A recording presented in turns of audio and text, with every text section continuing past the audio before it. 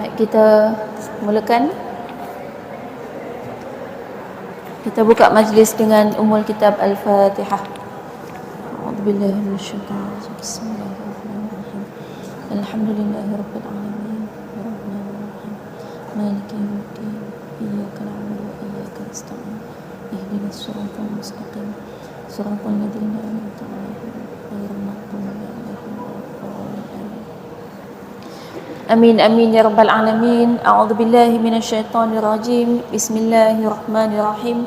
Assalamualaikum warahmatullahi wabarakatuh. Alhamdulillah, alhamdulillah, alhamdulillahi rabbil alamin. Wa bihi nasta'in. Wa afdhalus salat wa atammu taslim ala sayyidina wa habibina wa syafi'ina wa dhuhrina wa maulana Muhammad. Qala rabbi shrah li sadri wa yassir li amri wahlul 'uqdatam min lisani yafqahu qawli amma ba'd. Alhamdulillah, segala puji bagi Allah, kita bertemu bersama-sama pada pagi ini dalam sebuah majlis ilmu yang mudah-mudahan dirahmati Allah SWT, dan bersama kita para malaikat yang mendoakan dan juga membuka sayap rahmat kepada kita. Moga-moga Allah lapangkan dada kita, Allah berikan kefahaman yang baik kepada kita. Amin ya rabbal alamin. Pagi-pagi rasa nak pantun sikit. Tadi sempatlah perjalanan dengan terfikir-fikir rasa nak pantun. Suasana tu macam hening kan. Pagi ni tak berapa ada matahari kan. Dia ada suasana tenang sikit.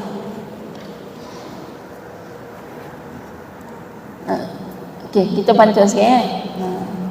Ibu-ibu berbusana indah menuju ke Masjid Saidina Hamzah. Pagi ini kita berkuliah, ikhlaskan niat kerana Allah. Okey, nak mengapai.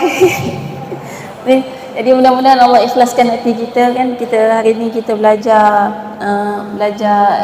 sama-sama lah kan? Sama-sama kita mendalami firman Allah SWT kan. Kita cuba memahami kalam Allah, yang mudah-mudahan dengan kita mempelajari kalam Allah kan, tafsir Al-Quran, tadabbur Al-Quran, dia menjadi satu panduan dalam hidup kita yang mungkin sekian lama kita lalai kan. Lalai ni maknanya memang kita selalu sebut bila lalai maknanya kita lupa Allah kan, kita tak ingat untuk buat ibadat. Tapi itu kefahaman awam. Kefahaman khususnya bila kita dah baca tafsir Quran selama ni kan, kita dah baca dulu yang mungkin dah bersama kita beberapa tahun, sejak kita mula Al-Fatihah dulu. Berapa tahun saya ingat, lebih pada 5 tahun kan kelas ni. Cuma banyak yang baru juga ni kan. Kita dah daripada sebelum PKP dulu kan, dah lama. Kalau kita dah ikuti semuanya, mungkin kita dah dapati lalai itu lain lagi makna dia. Lalai ni bila kita tak tahu dan kita mengabaikan apa yang Allah ingatkan kepada kita dalam Quran. Kita satu persatu daripada surah Al-Fatihah, Al-Baqarah yang sekarang sampai Ali Imran kan, Allah pesankan kepada kita pelbagai pesanan yang banyak orang Islam tak ingat. Dan bukan tak ingat, memang kita tak tahu pun. Kan ada banyak kefahaman-kefahaman yang selama ni kita anggap itulah Islam. Rupanya Islam masih belum sempurna dengan kefahaman yang macam tu. Ada banyak lagi yang dijelaskan dalam Quran yang bila kita tidak membaca dan kita tidak tadabbur dengan isi kandungan Quran, maka kita akan menganggap kita telah faham dengan Islam, walhal kefahaman kita baru separuh. Kan kadang-kadang tak sampai separuh pun. Kan? Jadi hari ni bila kita baca tafsir tadabbur Quran, sekaligus kita mungkin nak ambil satu kondisi ataupun keadaan di mana bila kita mempelajari tafsir bersamaan dengan kita mengikuti silibus pelajaran yang disusun oleh Allah SWT. Jadi kalau pencipta kita yang susunkan silibus kepada kita, maknanya dah pasti satu, dia maha mengetahui, kita tak tahu apa-apa.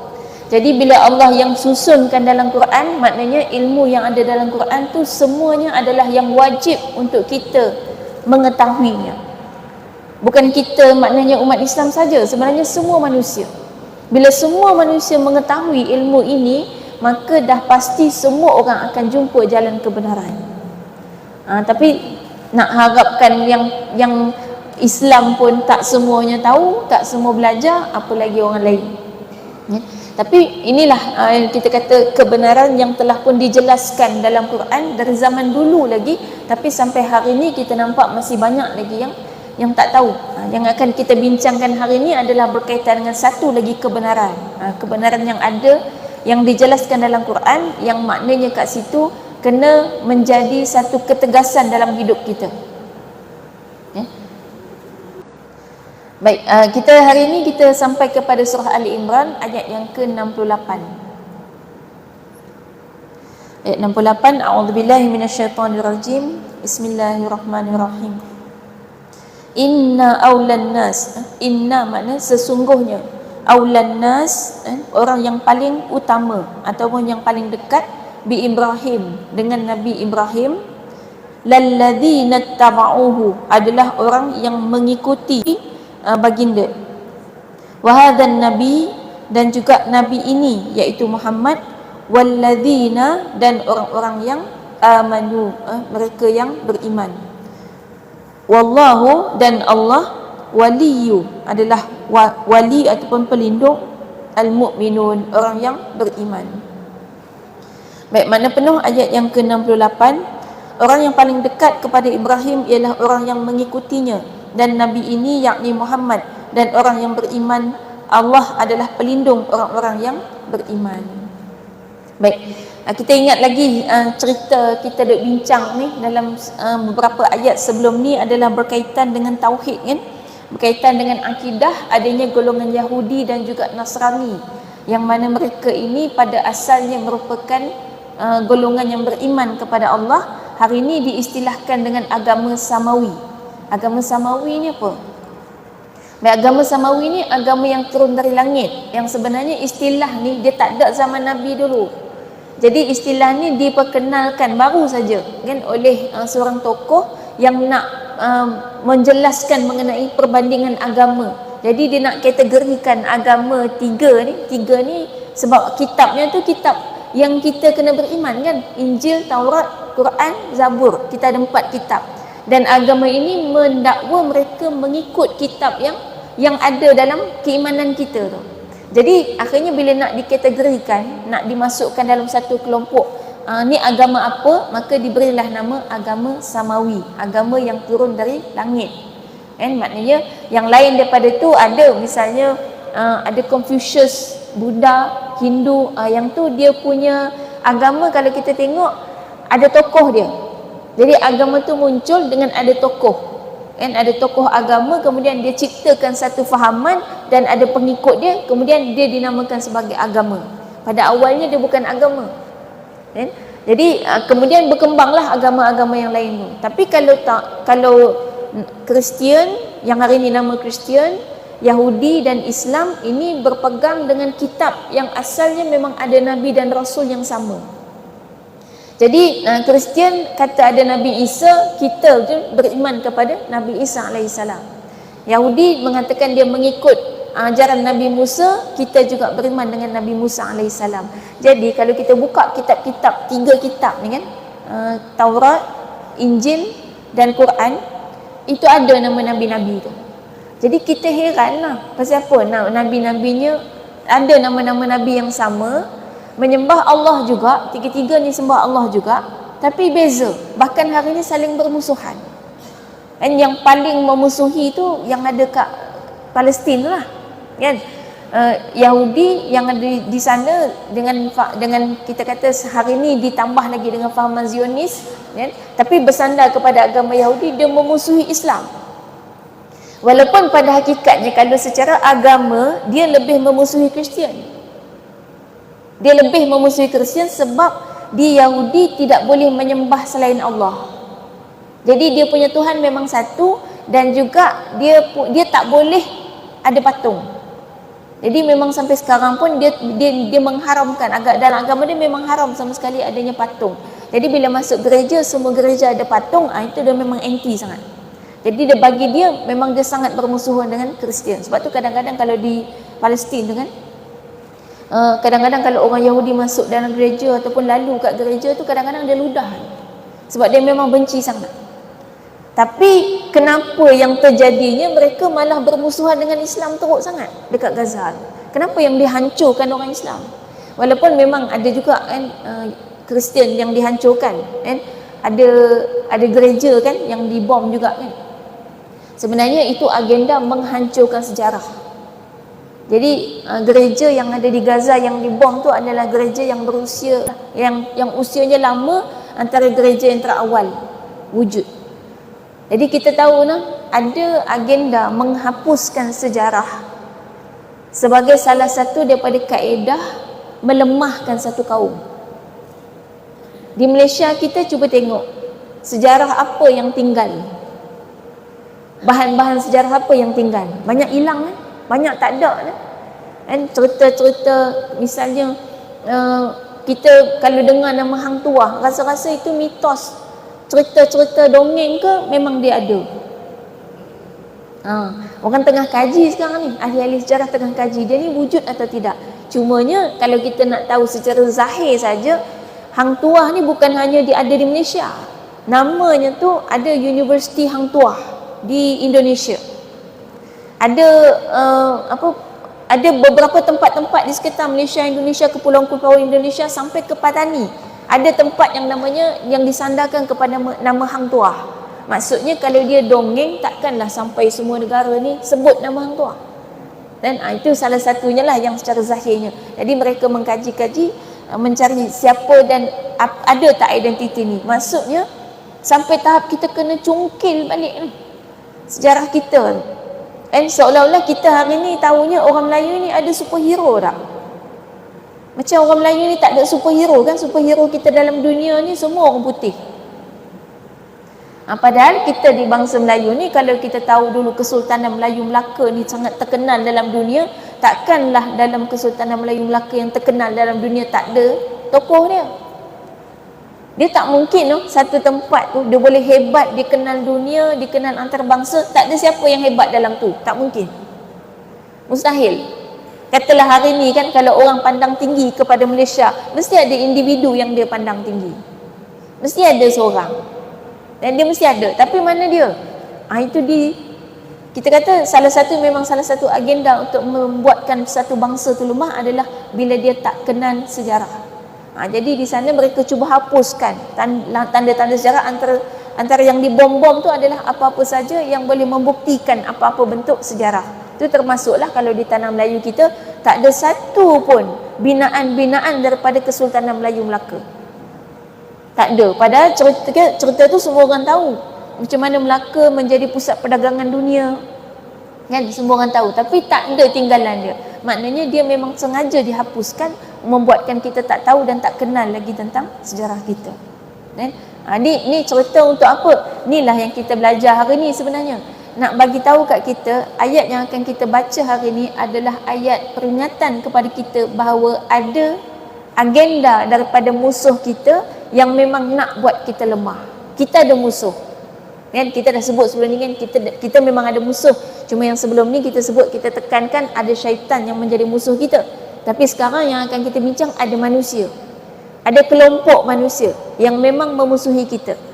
Dan ni untuk apa kita bagi tahu? Sebab tu di awal tadi saya mukadimahkan bahawa ada banyak kefahaman Islam yang kita tak faham. Yang kita fahami Islam ni baik, lembut, sopan santun, tolak ansur, sabar. Semua yang membuatkan akhirnya kita lemah semata-mata gitu. Kan? Bahkan sebenarnya akhirnya kita melihat orang yang baik adalah orang yang diam saja, tak buat apa-apa walaupun disakiti, walaupun didera, walaupun dibuli. Walhal Islam tak macam tu. Kalau Islam macam tu, Islam takkan bangkit daripada zaman Nabi lagi. Islam takkan dapat berkembang dari hanya kota Madinah sampai ke satu dunia kalau Islam tu begitu lemah. Sebab dulu kan ada zaman gelap Eropah kan. Pernah dengar sejarah tu kan, zaman gelap. Apa jadi kat zaman gelap ni? Zaman gelap ni, masa ni orang berpegang dengan ajaran gereja, yang masa tu gereja mengajarkan sifat-sifat tadi yang hari ni tersebar dalam masyarakat kita. Sifatnya apa? Sabar, terima, redha. Hak tu je dia ajar. Kalau orang tampar pipi kananmu, maka berikanlah pipi kirimu. Atau ada kan dia punya istilah. Maksudnya kalau orang sakiti kamu, jangan lawan, jangan balas. Malah offer untuk tambah disakiti lagi. Itulah baik maksud dia. Hari ini kita faham baik macam tu, itu bukan baik dalam Islam. Itu baik dalam agama mereka, sehingga pemberontakan berlaku di kalangan penganut agama dia sendiri. Sebab kita tahu hakikat hidup kat dunia, tak mungkin kita akan dapat hidup dengan cara macam tu. Contoh kan, kalau dalam perniagaan misalnya, cuba buat perangai macam tu dalam perniagaan, kejap je lingkup.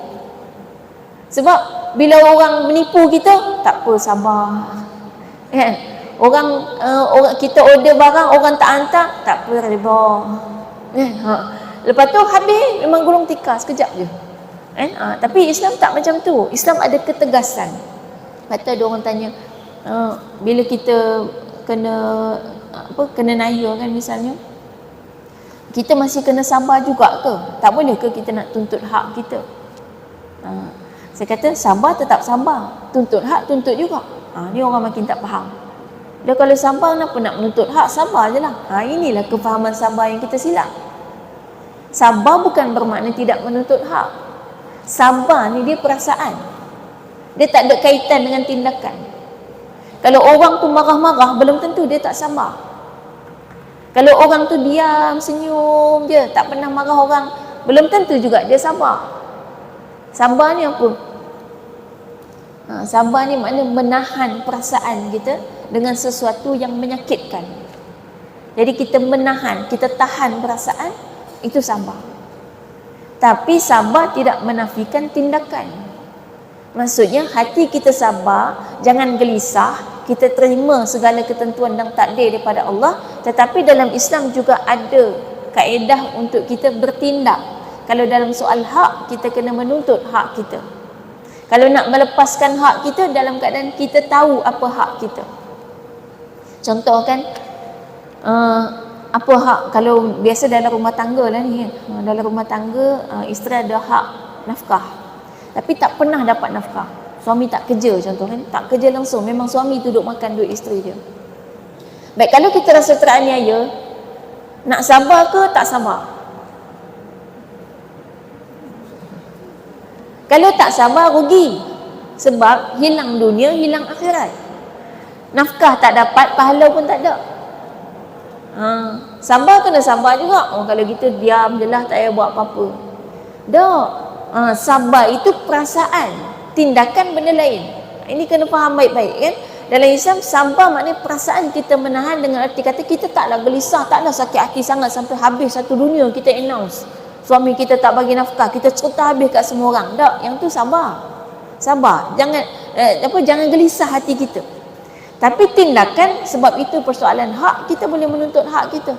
Cara macam mana? Terpulang, nak pergi mahkamah ke, nak buat, kalau boleh dia ada kaedah lah, kalau ikutkan dia ada step dia kan. Mula dengan cara lembut dulu, minta dulu, minta elok-elok, tak dapat dia. Kalau kita nak belajar, dia ada dalam surah Taha. Kalau kita tengok macam mana kaedah Nabi Musa berjumpa dengan Fir'aun, di awal sekali Allah suruh qaulan layyinan. Awal sekali cakap dengan Fir'aun yang macam tu pun cakap elok-elok, lembut-lembut. Tapi itu peringkat awal no. Sebab ada orang dia buat hujah, dia kata tengok, jumpa Fir'aun pun Allah suruh cakap lembut-lembut, apa lagi yang bukan Fir'aun. Dah, itu peringkat awal. Sebab step dia lepas pada cakap elok-elok dengan Fir'aun, Fir'aun masih degil juga, maka step lepas tu berdebat. Debat lah, kita pun ikutlah step tu. Lepas cakap elok-elok, dia tak faham juga bahasa, kita ajak pergi kuliah, kukut dia tak reti pasal nafkah kan. Kita ajak pergi kuliah, dengar pengajian, kita bagi ilmunya, dia tak mau dengar kata juga, maka pergi kepada perdebatan. Berdebatlah. Nabi Musa dengan Fir'aun berdebat dalam bab kuasa Allah. Kita boleh berdebat dalam bab hak dan tanggungjawab. Boleh jadi dia kata dia tak bagi nafkah sebab kita tak buat tanggungjawab kita. Kita pula rasa kita tak buat tanggungjawab kita sebab dia tak bagi nafkah. Tu pusing-pusing lah kan. Dia tak bagi nafkah sebab tu saya tak layan dia. Suami kata dia tak layan saya sebab tu saya tak bagi nafkah. Bini kata dah dia tak bagi nafkah tu saya tak layan dia. Suami kata dah dia tak layan saya tu saya tak bagi nafkah. Sudah. Mana ujung dia? Ujung dia mahkamah lah kalau gitu. Sama ada kalau pergi mahkamah betul tu complicated sikit, pergi mahkamah keluarga dulu. Ada orang ketiga yang tolong. Tengok siapa start dulu sebenarnya. Payah juga kita nak detect, kadang tak perasan kan. Masa bila mula dulu. Pasal layan benda tak ada bukti tu. Kan? Nafkah adalah bukti. Tapi tu pun kalau dia transfer. Kalau dia bagi cash tak ada bukti juga. Kan? Jadi maknanya berlaku perdebatan dan itu dengan cara yang lebih tegas. Kemudian kalau tak boleh juga, maka lebih pergi kepada yang lebih lagi, lebih tegas lagi. Mungkin kalau dalam bab nafkah keluarga ni kita pergi kepada perbincangan yang lebih luas dengan keluarga tadi ataupun ke mahkamah. Kan? Kalau nak selesaikan, kalau rasa nak halalkan, maka boleh, tapi kena tahu berapa hak kita. Ni kita bagi tahu awal sebab ada banyak yang tak tahu berapa hak nafkah kita. Lepas tu kita kira halal, 15 tahun kemudian dapat tahu kata kalau kira total nafkah yang sepatutnya kita dapat selama 15 tahun ni dapat sebiji rumah. Oh, tak jadi halal. Pasal apa? Pasal dulu tak tahu berapa. Ingatkan sikit-sikit je, rupanya banyak. Kan? Memang banyak pun sebenarnya. Kan banyak. Sebab Allah bagi suami tu kekuatan untuk mencari nafkah, dan harta yang dia dapat daripada pekerjaan dia memang dia kena bagi kepada isteri dan anak-anak. Kalau kita ada istilah harta sepencarian tu kan, maknanya boleh jadi hampir separuh. Jadi maknanya itu yang konsepnya, kita kena tahu hak, dan kita kalau kita nak lepaskan, lepas kita tahu hak kita, okey. Tapi kalau tak tahu hak kita, lepas tu kita lepaskan, kita takut jadi masalah hari ke depan. Dan sebenarnya kalau lepas berlaku sesuatu, lepas tu jadi masalah setelah sekian lama disebabkan kita tak plan dan tak rancang, ataupun kita buat benda yang dulu kita buat tu dalam keadaan jahil, tak tahu, kita tak boleh salahkan orang lain. Memang kita salah. Kenapa kita tak tahu tapi kita buat juga? Kan? Kadang misal kata pusaka adik-beradik, sama juga kan. Ni banyak gaduh adik-beradik pasal harta pusaka. Ada yang kata dalam malas fikirlah, lepas je lah. Lepas kita tak dapat bahagian pusaka kita, kita hidup susah kan. Tak ada rumah lagi, nak beli rumah pun main susah kan. Sampailah sekian lama, lepas 7 tahun dah mak bapak kita meninggal, baru kita tahu rupa-rupanya bahagian pusaka kita dulu boleh dapat 350,000. Dapat sebiji rumah rupanya dulu. Kan? Kalau ambil pusaka tu, sakit hati. Kan? Kita bertahan punya lama lah nak cari rumah, tak dapat rumah ni. Rupanya hari tu kalau ambil kita punya warisan tu, dapat dah terus sebiji rumah. Tak tahu kata banyak tu. Itu yang masalah tu. Bila kita tak tahu, lepas tu kita kononnya lepaskan hak. Tak, kena tahu dulu berapa sebenarnya hak kita. Kalau dalam suami isteri, misal kata yang kita tahu hak kita, hak makan 2 kali sehari, hak untuk dapat pakaian 2 set setahun. Kiralah tu minimum tu. Tempat tinggal cerita lain lagi. Makan sehari berapa tu letak. Kalau duduk Selangor, duduk KL ni, sekali makan pun RM15 sekarang kan.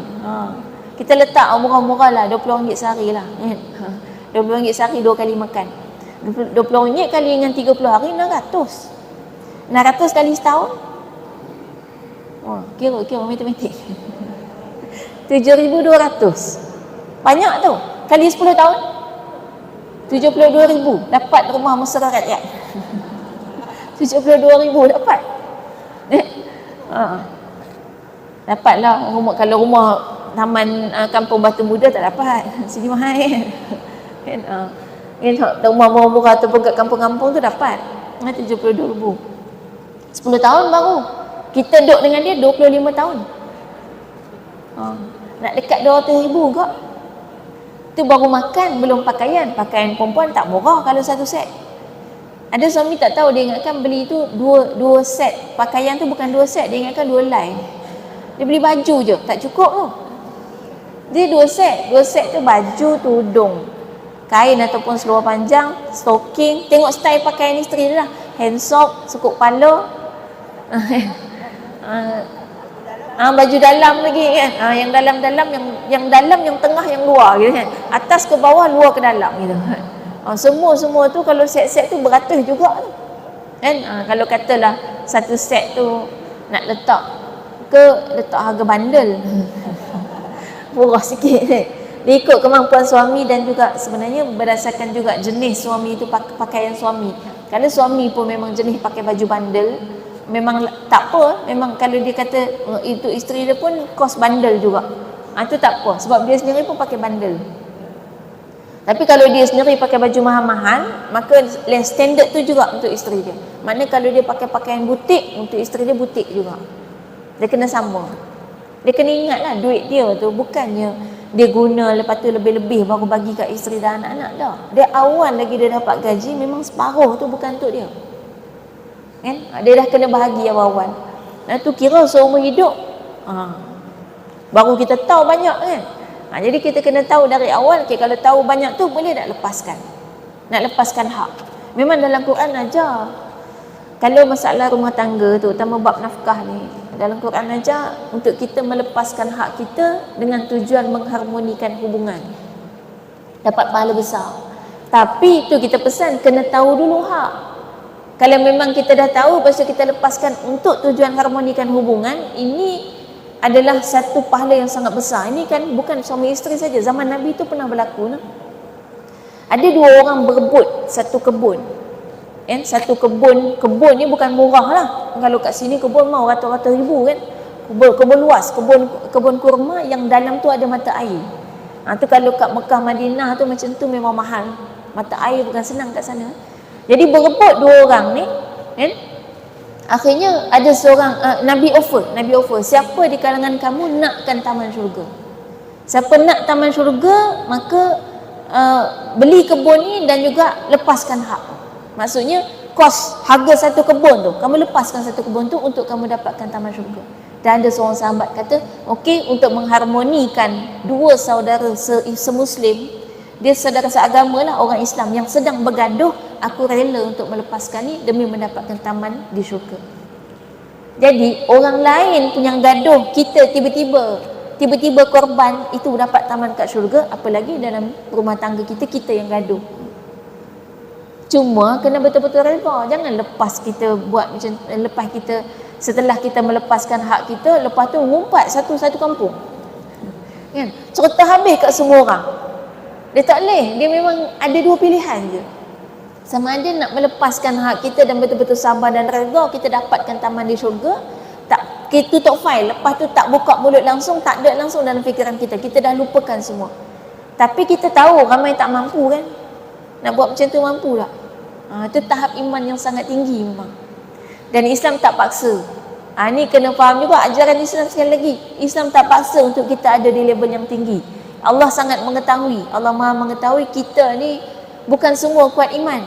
Maka Islam mengizinkan dan membenarkan untuk kita menuntut hak kita. Terpulang pada masing-masing, kita nak pilih apa. Dan menuntut hak juga tak dikatakan sebagai tak baik dah. Dalam persoalan hak kita memang boleh tuntut. Bahkan dengan cara yang kan ada tu yang kisah Hindun binti Utbah, seorang sahabiat. Hindun ni dulu yang sebelum Islam, dia yang lapah jantung Saidina Hamzah. Lepas tu dia masuk Islam kan. Itu kahwin dengan Abu Sufyan. Dan dia jumpa dengan Nabi SAW. Dia cakap dengan Nabi, suami aku kedekut, bagi nafkah tak cukup. Dia mengadu ni. Itu dia tanya, boleh tak aku nak ambil curi-curi daripada duit suami aku untuk mencukupkan nafkah keluarga? Boleh ke tak boleh? Nabi jawab, boleh. Sebab apa? Sebab itu hak. Maknanya dalam persoalan hak tu sampai tahap macam tu, ambil curi-curi pun boleh. Ini bukannya lesen untuk membenarkan semua isteri mencuri duit suami. Sagi balik pakai curi duit suami, kata ustazah ajar. Tak, saya tak ajar curi. Cuma nak bagi tahu, maknanya kalau dalam soal hak, Nabi pesan juga, tapi pada kadar yang kamu perlukan. Maksudnya pada kadar nafkah. Masalah hari ni, bila kita bukakan peluang untuk ambil duit suami tanpa izin ni, kita ambil lebih pada yang perlu kan. Mula-mula nak ambil RM50, buka dompet dia ada RM5,000. Takkan nak ambil 50 je kan. Mula fikir nak ambil lebih, tu bahaya. Kalau terlebih memang nama dia mencuri kan? Walaupun duit suami kan. Kalau yang cukup-cukup memang secukupnya gitu kan. Kita dah buat kiraan ni kan, nafkah tadi kan 600 makan sebulan kan, minimum kan. Jadi tu maknanya dalam bab menuntut hak memang Islam benarkan sampai macam tu. Dan ini bukan cerita suami isteri saja, termasuk juga dalam kehidupan harian kita memang boleh. Dan itu sebabnya ada sampai tahap maksimum, iaitu pensyariatan jihad, yang boleh sampai berlaku peperangan untuk mempertahankan hak yang berlaku di Gaza sekarang. Itu memang ada dan dibolehkan, bahkan satu tindakan yang sangat mulia dalam Islam untuk kita mempertahankan hak dengan indikator lah. Kena tengok dulu orang ni macam mana, layak diperangi ke, perang tahap mana. Itu kena, tak boleh main perang macam tu je. Dia kena ada dia punya analisis dulu. Itulah Islam. Baik, jadi dalam ayat ni, ayat yang ke-68 ni, ini cerita mengenai Nabi Ibrahim. Sesungguhnya orang yang paling dekat kepada Ibrahim ialah orang-orang yang mengikutinya dan Nabi ini, iaitu Muhammad. Kemudian orang yang beriman, dan kemudian Allah beritahu Allah sebagai pelindung kepada orang beriman. Baik, kenapa tiba-tiba cerita tentang orang yang paling dekat kepada Ibrahim adalah orang yang mengikutinya? Pada zaman Nabi Ibrahim, orang yang ikut ajaran Nabi Ibrahim. Baik, kenapa cerita Nabi Ibrahim ni? Kenapa tiba-tiba macam ada satu bentuk pembelaan kan? Macam kita kata sebenarnya orang yang paling rapat dengan bos ni adalah setiausaha dia, soalan gitu. Kan tiba-tiba cerita macam tu mesti ada sebab. Sebab macam semua orang ngaku dia rapat dengan bos kan? Itu yang kita kata sebenarnya yang paling rapat dengan bos SU dia. Yang hampa dok ngaku-ngaku rapat dengan bos ni pasal apa? Kan? Ini cerita dia. Allah bagi tahu orang yang paling rapat, golongan yang paling rapat dengan Nabi Ibrahim, yang paling dekat dengan Nabi Ibrahim adalah yang mengikuti ajaran Nabi Ibrahim. Kemudian Nabi ini, Nabi Muhammad SAW. Ini kan Quran kan turun kepada Nabi Muhammad SAW. Maknanya nak bagi tahu bahawa cerita dia adalah masa ni dan sampai sekarang. Agama Yahudi dengan Nasrani mengaku Ibrahim sebagai Nabi mereka. Sampai sekarang. Di Masjidil Aqsa tu ada makam Nabi Ibrahim. Situ jadi rebutan tempat ibadat tiga agama. Masing-masing kata Nabi Ibrahim tu Nabi dia. Jadi orang Yahudi kata Nabi Ibrahim tu Nabi dia. Dia kata Nabi Ibrahim tu orang Yahudi. Dan Nasrani pun kata Nabi Ibrahim orang Nasrani. Dan ayat sebelum ni kita dah tengok kan, Allah kata wa ma kana Ibrahim yahudiyan wala nasraniyan. Nabi Ibrahim bukan orang Yahudi dan bukan orang Nasrani. Kita dah jelaskan sebelum ni. Dan kali ni ditekankan lagi orang yang sebenarnya betul-betul ikut Nabi Ibrahim, rapat dengan Nabi Ibrahim, yang memang dekat dengan Nabi Ibrahim, yang layak untuk kata dia ni memang Nabi Ibrahim tu adalah agama dia, itu adalah pengikut Nabi Ibrahim yang pada zamannya dan kemudian diikuti dengan Nabi Muhammad SAW dan pengikut Nabi Muhammad SAW. Ni kan sebenarnya ada ahli sejarah yang mengkaji. Ahli sejarah ni bukan orang Islam, tapi dia kaji-kaji, dia katakan kan dia kaji tentang nabi-nabi sebab pelik. Nabi-nabi ni banyak dan didakwa oleh banyak agama. Kan heran tu, takkan nabi ni ada banyak agama dan agama ni agama yang bertentangan pula tu. Jadi dikaji-kaji, dia kata sebenarnya dia orang bukan Islam, dia kata sebenarnya bila dicek-cek balik latar belakang nabi-nabi ni semua, sebenarnya semua nabi-nabi ni adalah sejarah milik umat Islam. Sebab dia tokoh sejarah kan, dia mengkaji sejarah. Jadi sebenarnya sejarah nabi-nabi ni adalah milik umat Islam gitu. Yang lain-lain ni macam mana? Yang lain-lain ni dia memang pernah hidup, pernah ambil ajaran daripada nabi tu, tapi dia dah ubah sampai yang ada sekarang. Kenapa agama tu masih kekal sampai sekarang? Heran tak? Kalau Quran dah bagi tahu dah 1400 tahun yang lalu, Quran dah bagi tahu dah tentang dua agama yang telah dipesongkan ni. Tapi kenapa agama tu masih ada sampai sekarang? Ya kan kita? Heran pasal kita pun ingatkan kita macam dah lama dah tahu. Padahal baru hari ni juga baca ayat Quran ni kan. Dan kita orang Islam pun tak tahu. Kita orang Islam pun selama ni duk fikir agama ni terpesong. Gitu je. Kita tak tahu dalam Quran Allah detailkan macam mana tentang Kristian dan Yahudi. Pemesongan macam mana yang dia buat. Kan satu persatu Allah ceritakan macam mana dia boleh ubah suai ayat, macam mana Allah peringatkan dia, macam mana tipu daya dia. Semua dah dijelaskan dalam Quran, kita pun tak baca. Kita kuliah tafsir Quran kat masjid, kat mana-mana kita kuliah tafsir, online pun kita boleh dapat. Sebab tu banyak orang yang kemudiannya menerima Islam, yang kemudian kembali kepada agama fitrah ni, agama Islam yang asalnya Kristian. Banyak mereka ni bila ditanya keluarga dia kan, kenapa kamu tak setia dengan Yesus kan, dengan Nabi Isa, dia kata taklah, saya sekarang ikut Nabi Isa. Jadi maknanya kalaulah semuanya mempelajari isi kandungan kitab masing-masing pun, kan misalnya Yahudi belajar betul-betul isi kitab Taurat, yang Kristian belajar betul-betul isi kitab Bible, dan kita Islam belajar betul-betul isi Al-Quran, insya-Allah masing-masing akan jumpa kebenaran tu. Sebab kita tahu walaupun Bible hari ni dah diubah suai oleh tangan manusia, tapi dia bukan ubah semua. Dia masih ada yang dia tinggalkan. Dia ubah tu mana yang dia tak suka. Yang dia tak suka dia ubah. Cuma kita perlu ingat, bila manusia punya kerja itu tak sempurna. Kan Allah kata, Allah gerakkan hati dia setakat tu lah. Kan? Ada yang Allah tutupkan daripada pandangan mata dia, dia ingatkan dia okey, rupanya main zaman berzaman dah, rupanya bahaya juga dia tinggal ayat tu dulu. Dia ingatkan okey je ayat tu, macam tak ada masalah. Rupanya main ke zaman kita ada masalah. Orang yang mendalami isi kandungan Bible dan kemudian hatinya tulus ikhlas, dia ada syarat juga kan, hati tulus ikhlas nakkan kebenaran, dia akan jumpa Islam. Dah banyak dah yang sekarang ni kita tahu apa yang berlaku di Gaza membuatkan banyak masyarakat, bukan saja Eropah kan, belah kita pun banyak yang kemudiannya mula mempelajari Al-Quran.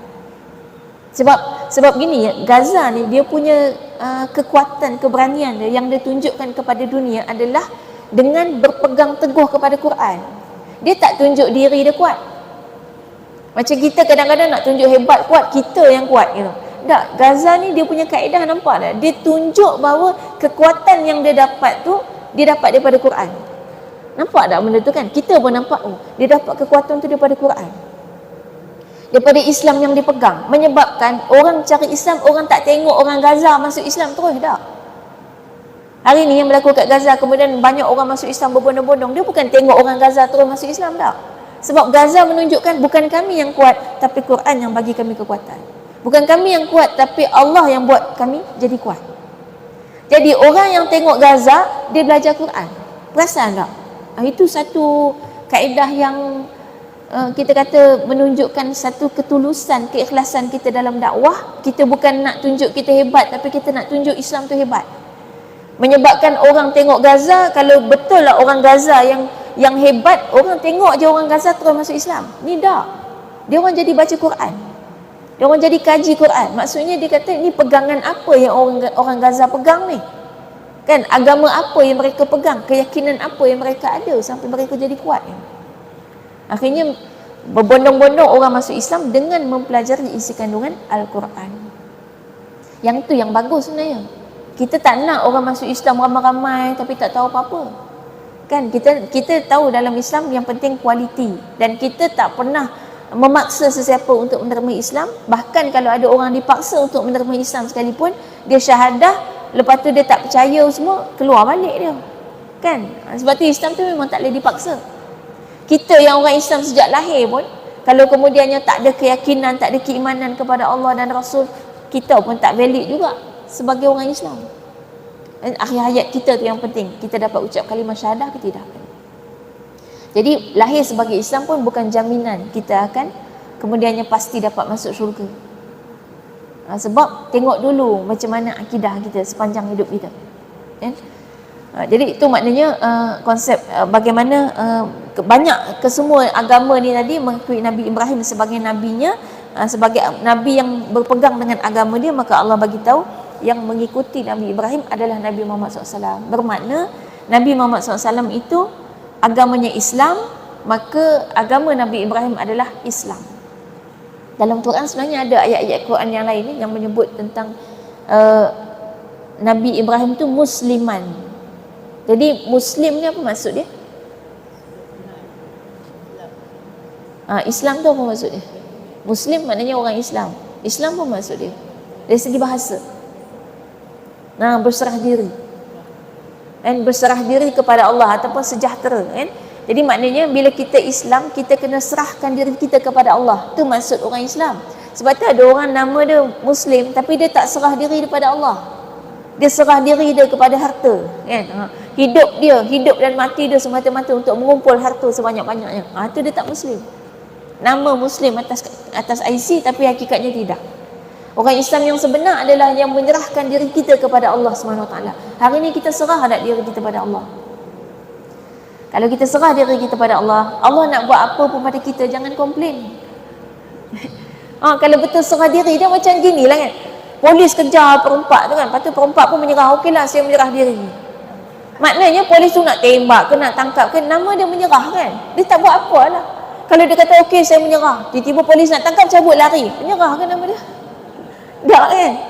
Nama menyerah maknanya bila kita dah serah pada Allah, Allah nak buat apa pun kita serah pada Allah. Kita tak komplain dah. Redha. Kan? Maknanya kita bukan lagi tahap yang menahan-nahan gitu kan. Kayak kita selalu sebut apa-apa ujian kita sabar, tahan kan, kita duk tahan-tahan. Kenapalah Allah bagi aku macam ni, kenapalah susah sangat hidup aku, kenapalah aku ditimpa begini, apalah dosaku ni. Kan tu ayat kita kan. Kita duk puasa macam apalah, kenapalah hidup aku susah sangat macam ni. Aku nak kata solat, aku solat 5 waktu, aku buat ibadat, aku tutup aurat, aku datang masjid. Kenapa duk kita menahan-nahan gitu perasaan kita sabar. Tak, sekarang kalau betul kita serah diri kepada Allah, ini bukan tahap nak tahan-tahan lagi dah. Ya? Tapi tahap kita nak kita nak betul-betul memberikan dan menyerahkan diri kita pada Allah di tahap yang memang kita happy dan gembira dengan apa saja yang Allah buat, apa saja yang Allah jadikan kepada kita. Itu yang saya lebih suka daripada kita sebut bersabar dengan ujian. Lebih sedap kita sebut menikmati ujian. Nikmat, ujian tu nikmat. Kalau betul-betul kita serah lah. Tapi memang tahap serah diri ni dia ada bertahap. Ada orang tahap dia tenggelam timbul. Tenggelam timbul, kadang okey, kadang tak okey, kadang tak apalah ya Allah, aku redha ya Allah. Besok tu tapi sakit lah ya Allah. Kan, lusa tu tak apalah ya Allah, bolehlah ya Allah, tak apa aku serah diri aku pada Engkau. Lusa tak jadilah Allah, sakit hati. Kita tenggelam timbul. Tak apa tu kita kata masih tahap lah, bertahap. Naik turun naik turun naik. Tak apa, dia yang penting tahap tu tahap yang kalau orang beriman ni, kalau tenggelam timbul tu masih okey. Maknanya kita masih ada bisikan-bisikan hati orang beriman. Jadi masa kita tenggelam, cepat je kita bisik-bisik balik dalam hati kita, aku redha ya Allah, tak apalah aku nak serah diri pada Engkau. Besok okey. Tapi lusa setan lagi kuat. Kan? Setan naik pangkat. Setan naik pangkat datang ke kita, lemah balik, kita tenggelam balik. Tulat kita naik iman balik. Kita bisik-bisik ke hati kita, bisikan-bisikan tu datang daripada kuliah-kuliah ni lah. Bisikan-bisikan hati orang beriman ni. Yang kuliah-kuliah yang membimbing, yang mendidik kita, yang memberikan kepada kita ayat-ayat untuk memujuk keimanan kita. Kan? Itu yang maknanya kita kata serah diri pada Allah. Jadi Nabi Ibrahim disebut sebagai musliman. Dan Nabi Ibrahim juga pernah berwasiat kan kepada anak-anak dia, kan? Dia pesankan, janganlah kalian mati kecuali dalam keadaan muslimun. Dia memang diguna perkataan muslimun. Maknanya Islam ataupun maksudnya berserah diri kepada Allah. Jadi agama Nabi Ibrahim memang agamanya tidak disebut Islam pada zamannya, tetapi ayat-ayat Quran menunjukkan Nabi Ibrahim Islam. Sebab maksud Islam adalah berserah diri. Jadi Allah beritahu dalam ayat ni, siapa yang ikut Nabi Ibrahim dan juga yang ikut Nabi Muhammad SAW itulah yang betul-betul mengikuti agama Nabi Ibrahim, yang betul-betul dekat dengan Nabi Ibrahim, sebab Nabi Ibrahim tu agamanya sama dengan agama Nabi Muhammad SAW. Jadi yang lain-lain tak valid, kan? Yang lain-lain ditolak itu. Baik. Dan kemudian lepas Nabi Muhammad SAW disebut kemudian orang yang beriman. Baik, orang yang beriman maknanya siapa sahaja yang menyerahkan dirinya kepada Allah SWT. Dan ditutup ayat tu dengan wallahu waliyul mu'minin. Orang Allah adalah pelindung kepada golongan yang beriman. Baik, Allah adalah pelindung kepada orang beriman. Wali ni maknanya pelindung. Wali, kita ada wali kan? Biasanya wali ni muncul masa nak nikah je. Sebenarnya wali ni ada seumur hidup. Setiap wanita, setiap daripada kita ada wali. Kan? Wali yang bertanggungjawab melindungi kita. Itu wali. Jadi wali kepada orang beriman adalah Allah SWT. Allah yang akan jaga kita. Ya Allah yang akan melindungi kita. Dengan makna kata iman tu kan, keimanan kita maknanya keyakinan kita kan kepada Allah SWT. kan? Penyerahan diri kita kepada Allah, dan tidak ada siapa pun yang dapat mencabut iman daripada diri kita. Tak ada mana-mana manusia boleh cabut iman dalam diri kita. Hari ni nak bagi tahu, bila kata ada musuh, maknanya ada banyak individu manusia, bahkan kelompok manusia yang betul-betul merancang perancangan untuk cabut iman daripada diri orang yang beriman, supaya orang Islam ni tidak lagi beriman. Yang confirm dia tak boleh cabut yang nama iman ni. Nama iman tu memang sampai bila-bila lah. Kalau kita ditanya tentang Allah yang Maha Esa, memang kita disuruh beriman je, tak payah tanya banyak. Tapi boleh jawab juga kalau nak tanya. Sebab Islam agama yang paling logik. Walaupun ada benda-benda yang misalnya kita tak boleh nak buktikan syurga neraka, tapi orang nak tanyalah soalan apa pun, kita boleh jawab tentang kewujudan syurga neraka. Walaupun tak nampak depan mata. Maksudnya dia logik. Kewujudan dia dan juga skema-skema dia. Dia kan ada skema nak masuk syurga, masuk neraka. Skema-skema tu banyak orang petikai. Contoh kan, ada orang kata, dah kalau Islam pun tak confirm masuk syurga, nak buat apa jadi orang Islam? Pernah dengar? Itu ada skema dia. Ada skema dia. Skema dia kita boleh bagi tahu secara logik. Logiknya gini. Kalau semua orang Islam ni kan ada banyak, ada baik ada yang tak baik kan. Perompak pun ada juga orang Islam kan. Pencuri, banyak orang Islam. Dekat penjara tu ada orang Islam. Saya ada kuliah kat penjara, maknanya adalah orang Islam. Ada satu pesanan saya pesan pada banduan-banduan yang kat penjara tu. Saya kata, keluar daripada penjara ni pergilah masjid. Saya kata pergi masjid gitu. Cari Allah di masjid gitu kan. Cari tempat baik di masjid. Jangan balik ke tempat lama. Tempat lama tu buat dia mengulang kesalahan yang lama. Kawan-kawan yang dulu tu lah yang buat dia buat kesalahan tu. Pergi masjid, dia kata belajar. Masuk je kelas-kelas pengajian kat masjid, tolong-tolong lipat sejadah ke kat masjid. Tu saya pesan kat sana. Jadi ni kat masjid kan. Saya pesan kat masjid pula. Kalau ada bekas banduan datang, jangan halau. Kadang-kadang ada orang bila tengok bekas banduan, kita mula fikir negatif kan. Tapi saya pesan juga kat dia orang, tapi jangan pergi masjid mencuri pula. Itu lawak-lawak kan. Tapi memang iyalah kan, ada juga tu yang pergi masjid kasut hilang kan. Maknanya adalah tu yang menyolong kan dekat masjid. Kita kata masjid ni rumah Allah, kok mana pun di tempat kebaikan. Kita tak ada hak untuk menghalang orang untuk dapat kebaikan kat masjid. Sebab mereka ni memang biasanya datang daripada keluarga yang porak-poranda, yang dia memang kalau keluar dari penjara dia nak ke mana? Yang akan bawa dia jadi orang baik tu mana? Kat mana? Sebab keluarganya macam tu. Kadang-kadang keluarga dia sendiri yang buat dia jadi macam tu. Ada ayah-ayah yang makan anak istilahnya kan. Ayah-ayah yang memangsakan anak. Ayah buat jenayah, anak masuk penjara. Ayah macam-macam lah kita kata. Bukan semuanya betul-betul tak baik pun. Ada yang memang mangsa kan, yang memang kalau kita kata misalnya dadah, ada yang ikut-ikut kawan, setia kawan kan. Maknanya dia ikut kawan dia suruh, dia pun buat kan? Dan memang ada satu kajian menunjukkan rupanya lebih daripada 60% penagih dadah ni anak baik-baik. Baik dengan makna kata apa? Taat. Jenis taat dengar kata. Ini kita tak mau ni bina generasi yang dengar kata semata-mata. Kita kan anggap budak kalau dengar kata baik. Budak yang degil tu nakal. Rupanya yang degil tu lagi bagus. Yang degil tu tak mudah ikut. Dia ada pendirian dia sendiri. Aku nak buat yang ni lah. Aku tak mau dadah, aku tak mau. Hak jenis dengar kata ni dia ikut je lah ke. Itu sebenarnya ada kelebihan dan kekurangan kan. Yang dengar kata tu ada juga kelebihan dia. Tapi syarat yang dengar kata ni, kita kena bagi dia leader yang betul, pemimpin yang betul, kawan yang betul. Maka dia akan ikut je kawan tu. Jadilah macam Saidina Abu Bakar Siddiq. Kawan yang sangat baik, rapat dan menyokong, mendukung, bersetuju dan juga mengiyakan segala kata-kata sahabatnya Nabi Muhammad SAW. Kena sahabat yang baik. Kalau kena hak jahat, habis dia akan ikut. Tapi kalau ketua, ini kadang saya sembang-sembang anak saudara, ada yang jenis follower, ada yang jenis leader kan. Saya tanya yang jenis, yang seorang ni suka buat arahan ke suka ikut arahan? Seorang tu dia kata, saya suka buat arahan. Saya kata, buat arahan ni bagus, dia boleh jadi pemimpin tu. Adik yang follower ni, ada adik dia follower kan. Jenis ikut je semua. Saya kata, tapi kena ingat no, yang bagi arahan ni tanggungjawab dia besar depan Allah. Nanti Allah tanya, arahan kamu buat tu ikut nafsu ke ikut ilmu?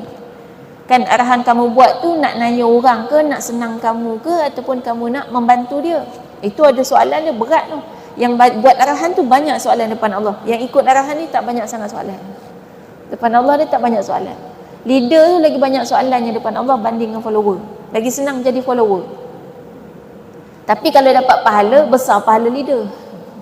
Syarat dia, leader tu beriman. Dia buat arahan berdasarkan kepada perintah Allah SWT. Tu kita pilih ya. Kita nak pilih, kita ni jenis follower ke jenis leader? Suka bagi arahan ke suka ikut arahan? Kalau dua-dua dak, Allah innalillah. Dua-dua dak tu maknanya buat hal sendiri. Tu susah juga tu. Kalau kita jenis suka bagi arahan, pastikan arahan kita adalah berdasarkan kepada perintah Allah SWT. Baik. Jadi itu yang disifatkan sebagai pelindung. Jadi Allah adalah pelindung kita, maknanya tak ada siapa boleh menghilangkan iman dalam diri kita. Tadi persoalan tadi kita timbulkan soalan, kalau Islam pun tak mesti masuk syurga, buat apa jadi orang Islam? Baik, jawapannya, logiknya adalah kita kata gini, kalau kita tahu orang Islam ni ada baik dengan tak baik kan? Ada yang perempuan, ada pencuri, ada yang rajin datang masjid. Ada yang misal katalah kita ambil kes kita lah, ada seorang tu kaki laser. Dia cakik ke hati kita tiap-tiap hari. Setuju tak kita kalau kita nanti masuk syurga sama-sama dia? Masa kat dunia, dia tu lah menghancurkan hidup kita. Sampai kita sakit mental dengan perkataan-perkataan dia. Okey tak kalau nanti masuk syurga sama-sama dia? Kita berasa tak aci. Tak aci ya. Kita yang mujahadah susah payah jaga perkataan, walaupun sakit hati kita tak membalas. Kan pagi-pagi rasa nak tidur, datang masjid juga, datang kuliah, dibanding kawan kita yang tidur-tidur kat rumah. Masuk syurga sama-sama, kan tak aci tu. Sebab itulah Allah Maha Adil. Walaupun nama Islam, kalau semua sekali masuk syurga asalkan dah nama Islam, kita pun rasa tak adil. Jadi Allah lebih Maha Adil. Maka dibagilah. Cuma bezanya yang Islam tapi masuk neraka dengan yang kafir masuk neraka, bezanya pada tempoh masa dan sebab. Kalau orang kafir masuk neraka untuk diazab, orang Islam masuk neraka untuk dicuci dosanya. Tujuan dah beza, tempoh pun beza. Orang kafir selama-lamanya, orang Islam sementara, sampai bersih semua dosa, keluar pada neraka, boleh masuk syurga. Masuk syurga nanti selama-lamanya. Kalau yang tu adil tak? Lepas dihukum, selesai hukuman dia, dulu dia sakit hati kita, dia rosakkan barang kita, dia hancurkan hidup kita, selesai dah, sampai hancur luluh dia kena azab kan. Tengok tu, puas hati kan. Puas hati aku, tak apa, sekarang nak masuk syurga tak apa. Tapi tetap level dia kat bawah lah. Bukan level orang baik lah. Sebab level dia level orang yang hidupnya menyusahkan orang. Tetaplah syurga dia takkan ada di atas. Kita dah masuk syurga pun lega. Tak apa, tak selevel. Tapi sebenarnya kat syurga tak ada perasaan tu nah. Cuma kita lah sekarang ni lah kita fikir itu kan yang paling adil lah kan. Kat syurga dah tak ada sakit hati, jealous dah. Perasaan ahli syurga ni damai. Cuma kat dunia ni kita kata itulah berwaci kan. Dah habis dia kena azab, lepas tu masuk syurga pun sebab hidup dia tu tak pernah menyenangkan orang, hidup menyusahkan orang, tapi mujur dia tu solat 5 waktu, dia tu tutup aurat, dia taat juga perintah Allah. Allah kesian juga, ada rahmat Allah juga kat situ. Maknanya ada jugalah kebaikan dia buat sikit. Paling kurang dia korbankan juga perasaan dia nak lepak-lepak, dia bangun solat. Ada jugalah benda baik dia buat. Kan adil juga kan untuk dia dapat juga kenikmatan dekat akhirat. Sebab dia ada buat benda baik juga. Kalau ikut kita sakit hati juga, tak boleh. Dia langsung tak boleh dapat benda baik. Sebab dia itulah yang sakit ke hati kita. Allah Maha Adil. Itu maknanya kita kata memang boleh dijelaskan, semua boleh dijelaskan tentang syurga neraka dan sebagainya, keimanan kita. Baik. Sebab tu budak-budak kecil mana pun tanya soalan, kita tetap boleh jelaskan dengan kaedah masing-masing. Ada yang pernah seorang kanak-kanak bertanya kepada ayahnya, ini ulama kan, anak tu tanya, ayah, Allah tu ada ke? Dia kata, ada. Lepas tu mana dia? Ayah dia jawab kan, ayah dia cubit tangan anak dia. Anak dia kata, apa saya tanya soalan apa pula kena cubit? Ayah dia kata, sakit tak? Sakit tu mana meh? Buat mesin. Mana boleh tunjuk sakit? Mana boleh tak? Kita kena cubit sakit, kita keluarkan sakit, nah sakit. Tak ada kan? Tak boleh. Tu maka ayah dia jawab, Allah tu ada, tapi ada bukan mesti nampak. Kalau kamu rasa semua yang ada kena nampak, maka keluarkan sakit tu bagi kat ayah. Tak ada, tak boleh. Itulah hakikat hidup kat dunia. Kan? Jadi maknanya walaupun tak nampak, dia masih boleh dijelaskan. Kan? Dan memang kita tengok orang yang akhirnya menerima Islam adalah orang yang betul-betul mendalami, mengkaji, mempelajari dan berfikir. Kalau mau berfikir, maka kita akan Islam. Itu yang Nabi SAW sebutkan, setiap yang lahir yuladu alal fitrah, kullu mauludin yuladu alal fitrah. Setiap yang lahir dia lahir atas fitrah. Jadi fitrahnya apa? Islam. Kita semua orang, semua manusia, tak kira mak bapak dia agama apa pun, kita lahir atas fitrah. Nanti mak bapak lah yang akan menyebabkan anak tu berubah agama, ikut agama mak bapak dia. Tapi bila sampai satu umur, kita mula boleh menggunakan akal yang waras balik, kita akan balik ke fitrah kita. Asalkan guna akal. Ada banyak yang tak mau guna akal dia nak enjoy, nak main, dia tak mau mempelajari, tak mau berfikir, maka dia tak akan balik pada fitrah. Ini valid untuk orang Islam atau bukan Islam, sama juga. Orang Islam pun ada juga yang sampai dewasa tak guna akal dia juga. Sampai akhirnya dia jauh daripada agama, tak solat, kan, tak tutup aurat, Quran tak kenal langsung. Sebab dia tak mau menggunakan akal dia. Baik. Kemudian ayat yang ke-69, waddat maknanya sangat suka, ta'ifah satu golongan, min ahlil kitab, di kalangan ahli kitab, lau yudillunakum, kalaulah mereka dapat menyesatkan kalian, wama yudilluna, padahal sesungguhnya mereka tidak menyesatkan, illa anfusahum, selain daripada diri mereka, wama yash'urun, sedangkan mereka tidak menyedari. Ayat penuh, makna penuh ayat 69, segolongan ahli kitab ingin menyesatkan kamu, padahal sesungguhnya mereka tidak menyesatkan melainkan diri mereka sendiri, tetapi mereka tidak menyedari. Baik, inilah dia golongan perkataan waddat. Waddat ni maknanya kalau ikutkan waddun ni daripada perkataan suka, sayang. Wadud, biasa dengar wadud, maknanya kasih sayang. Wadda ni sayang, suka maknanya suka. Jadi dia sebut waddat ta'ifah, adanya satu golongan daripada ahli kitab. Ta'ifah tu golongan, kelompok daripada ahli kitab. Maksudnya ada golongan daripada ahli kitab yang suka kalau kamu orang beriman ni sesat. Inilah dia peringatan kat kita. Ni yang kita jarang dengar. Kalau kita tak baca tafsir Quran, orang jarang ingatkan kita. Ada kelompok di kalangan ahli kitab, bukan semua. Taifah menunjukkan ada kelompok, bukan semua. Jangan lepas ni tengok orang bukan Islam je kita mula syak wasangka. Dah, bukan semua. Ada kelompok tertentu. Dan ulama bagi tahu siapa kelompok tu? Mereka adalah pendeta-pendeta dan rahib-rahibnya. Jadi yang dengki dengan kita adalah orang atasan dia. Sebab tu kita kata kitab Bible dan Taurat tidak diajarkan kepada semua umat dia. Yang tahu adalah orang atas-atas saja. Orang atas-atas tu dengki dengan kita. Sebab kalau dia ajar isi kandungan kitab tu, bocor rahsia. Terbocorlah kepada semua umat dia apa yang ada dalam kitab dia yang telah dipalsukan. Yang hari ni kan yang orang Eropah yang banyak masuk Islam, orang Amerika, rakyat Amerika sendiri banyak masuk Islam tu. Bila dia baca dalam Quran, ada seorang perempuan tu, dia baca tentang hak wanita. Dalam Quran tu ada ayat yang kata lelaki kena bagi nafkah. Ini ada dalam Islam je. Dalam agama lain tak ada kata suami kena bagi nafkah ke isteri. Dia baca tu terkejut. Dia kata, loh macam ni sekali perempuan dalam Islam dibagi hak sampai dapat nafkah. Lepas tu dipesan juga suruh suami melindungi isteri dia. Ini tak ada dia bagi tahu dalam agama lain. Dalam agama lain tu kebanyakannya bila berkahwin, maknanya wanita tu, isteri tu jadi hak suami. Bila hak suami, terpulang suami nak buat apa.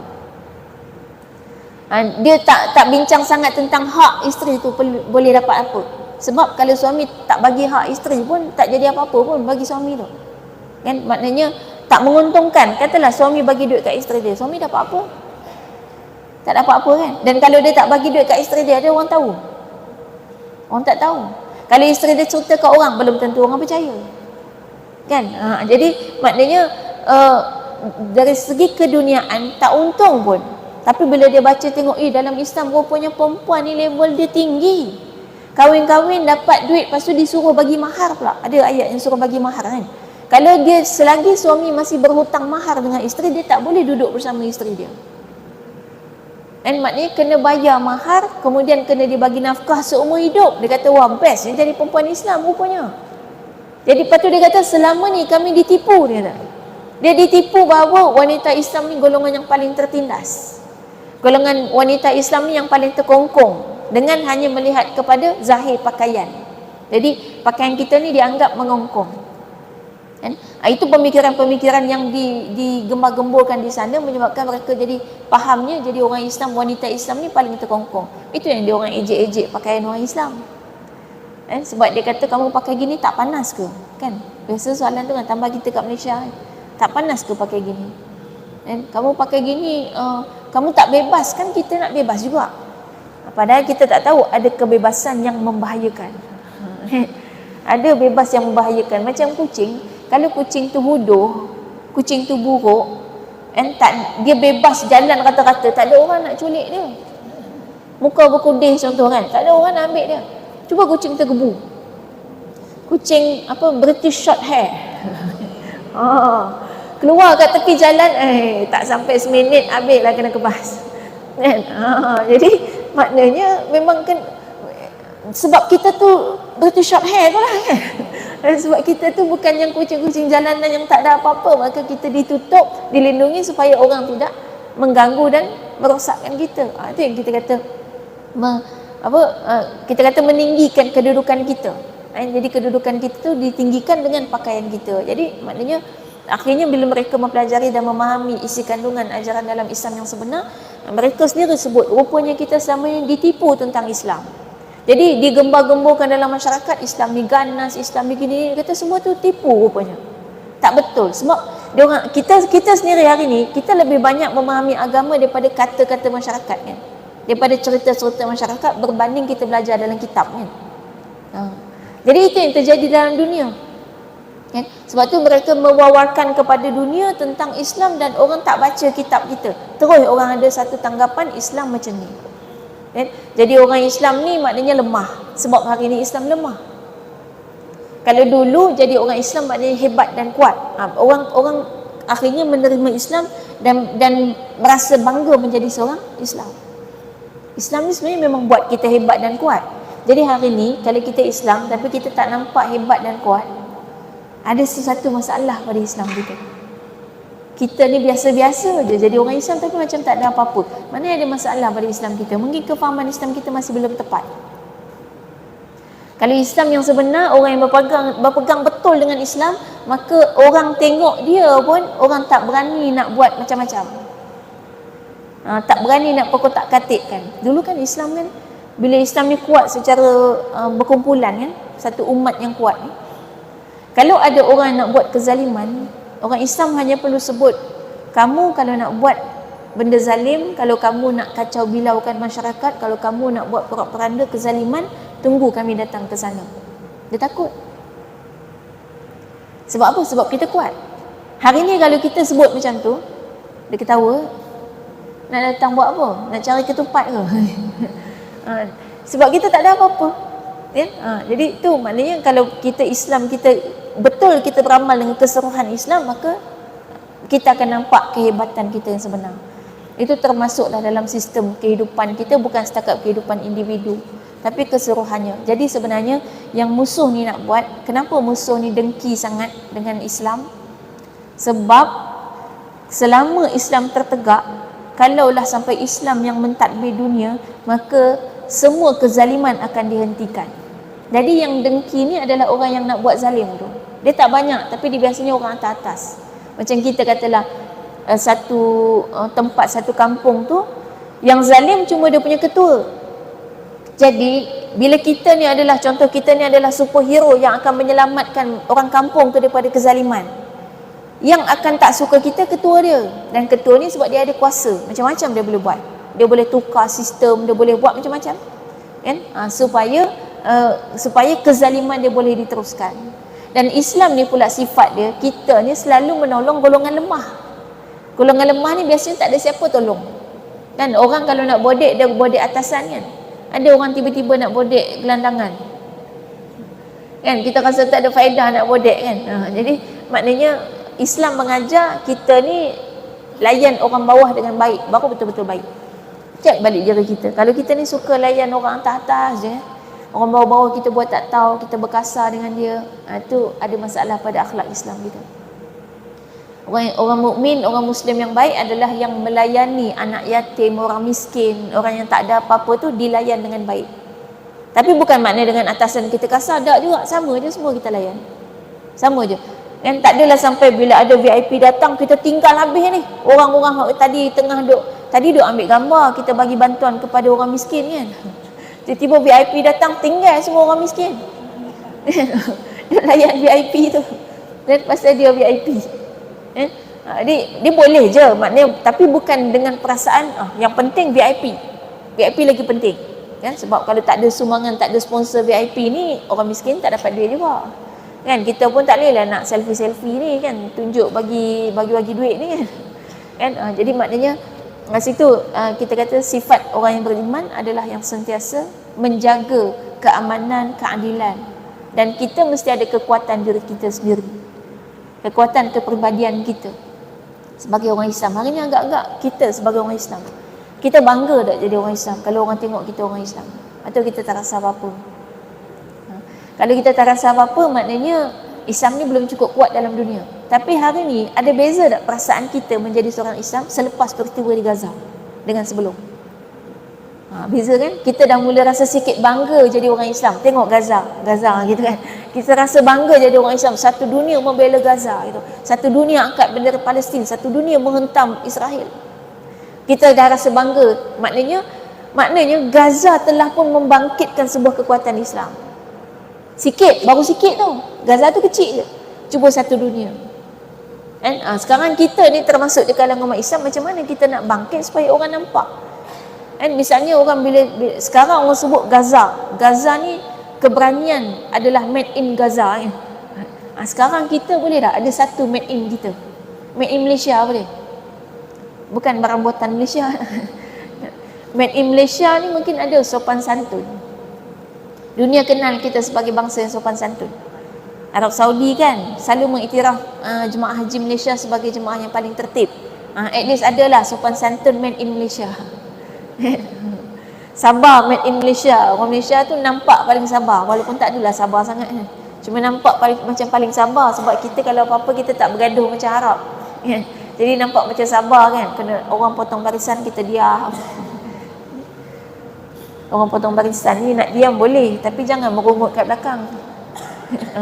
Dia boleh nak diam ataupun nak tuntut balik kita punya hak. Potong balik barisan tu, duduk balik tempat kita, boleh. Dia bukan kata tak boleh tak. Yang tak bolehnya dipotong barisan, kita diam, balik rumah mengumpat. Itu tak boleh. Banyaknya hak gitu. Tapi at least zahirnya orang nampak, baiklah kita tak melawan gitu. Tapi satu ketika dahulu kita bangsa Melayu lebih hebat daripada sekadar sopan santun. Sopan santun kita memang dikenal. Cuba tengok kita, bahasa kita ni kalau nak jumpa orang, pantun ni bukan mula kuliah je ada pantun. Dulu kan pantun, pergi rumah orang pantun. Nak merisik memang pantun dulu confirm. Hari ni ada orang merisik pakai pantun.